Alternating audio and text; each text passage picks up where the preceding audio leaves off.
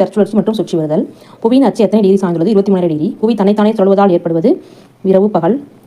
பூமி சூரியனை சுற்றி வரும் தளத்தின் நேர்க்குத்திற்கு 23 டிகிரி சாய்வாக இருப்பதால் தான் பருவகால மாற்றம் ஏற்படுகிறது. பூமி ஒரு மணி நேரத்துக்கு 1670 கிலோமீட்டர் வேகத்தில் சுற்றுகிறது. ரெண்டுமே சரி.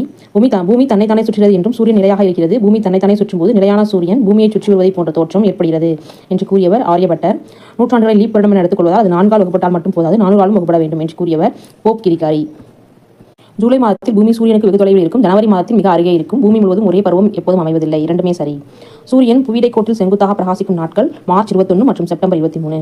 சூரியன் வடகோளத்தில் நேர்மேலாக அமைவதால் சூரிய ஒளி நேராக படரும் மாதம் ஜூன், ஜூலை, ஆகஸ்ட். கோள்கள் யாவும் தன்னைத்தானே சுற்றி கொண்டும் சூரியனை சுற்றுகிறது. பூமி சுழற்சியினால் இரவு பகல் உண்டாகிறது. புவியிடைக்கோடு பூமியை இரு சம அரைக்கோளங்களாக பிரிக்கிறது. தீர்க்க கோடுகள் கிழக்கு மேற்காக வரையப்பட்ட கோடுகள். இதில் 4 தப்பு. தீர்க்க கோடு வந்து கிழக்கு மேற்கா இருக்காது. 4வது தப்பு. இப்போ 1, 2 மற்றும் 3. புவிக்கோளத்தை கிழக்கு மேற்காக